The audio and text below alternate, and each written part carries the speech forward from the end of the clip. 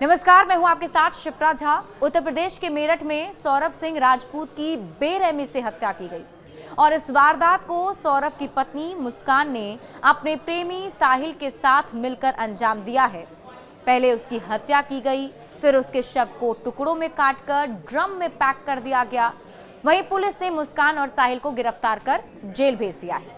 Police की जांच में आरोपी साहिल के कमरे में एक रहस्यमयी पेंटिंग मिली है और इस पेंटिंग को लेकर अब तरह तरह की अटकलें लगाई जा रही है, क्योंकि ये कोई नॉर्मल पेंटिंग बताई नहीं जा रही। इस पेंटिंग को लेकर प्रसिद्ध ज्योतिषी अंकित चौधरी ने एक बड़ा दावा कर दिया है। ज्योतिष अंकित चौधरी के मुताबिक ये पेंटिंग कोई साधारण कलाकृति नहीं है, बल्कि ये जो पेंटिंग है वो तंत्र क्रिया का हिस्सा है, यानी कि काला जादू और तंत्र क्रिया जो होती है उसका हिस्सा है। यह तांत्रिक प्रक्रिया विशेष रूप से नाम, शोहरत और पैसा कमाने के लिए की जाती है। इस तरह की तांत्रिक प्रक्रिया नेपाल या फिर बंगाल में की जाती है और इस तंत्र क्रिया में 5 मुंड यानी कि 5 सिरों की बलि दी जाती है। इसे पंचमुंड तंत्र साधना भी कहा जाता है।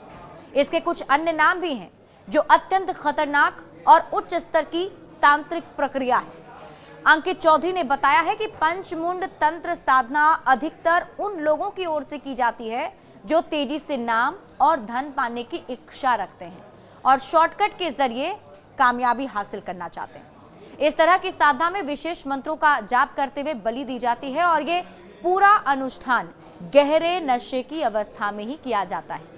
ज्योतिषी अंकित चौधरी का यह दावा है कि इस तंत्र क्रिया के दौरान साधक को शराब या फिर किसी नशीली पदार्थ का सेवन कराया जाता है ताकि उसका मन नियंत्रित किया जा सके, उसे भय का अनुभव ना हो। दरअसल सौरभ की हत्या भी ठीक इसी पैटर्न पर हुई है। हत्या से पहले सौरभ को शराब पिलाई गई थी। अंकित चौधरी के मुताबिक 5 मुंडों की उपस्थिति इस साधना में बेहद आवश्यक मानी जाती है। इन मुंडों को विशेष रूप से मंत्रों से आमंत्रित किया जाता है और फिर पेंटिंग, चित्र या विशेष प्रतीकों के रूप में कमरे या पूजा स्थल में स्थापित किया जाता है। साहिल के कमरे में मिली पेंटिंग में भी ऐसे ही सिर और आंखें प्रतीकात्मक रूप से दर्शाए गए थे।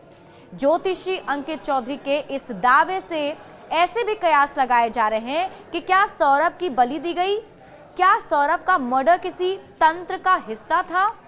पुलिस भी इस एंगल पर जांच कर रही है और ये पता लगाने की कोशिश है कि क्या सच में इस कमरे में तांत्रिक क्रियाओं को अंजाम दिया गया था या नहीं। सौरभ लंदन में एक बेकरी में काम करता था। पहले वो मर्चेंट नेवी में नौकरी कर चुका था। वो बेटी पीहू का बर्थडे मनाने मेरठ आया था और इसी बीच 3 मार्च को मुस्कान और साहिल ने सौरभ की बेरहमी से हत्या कर दी थी।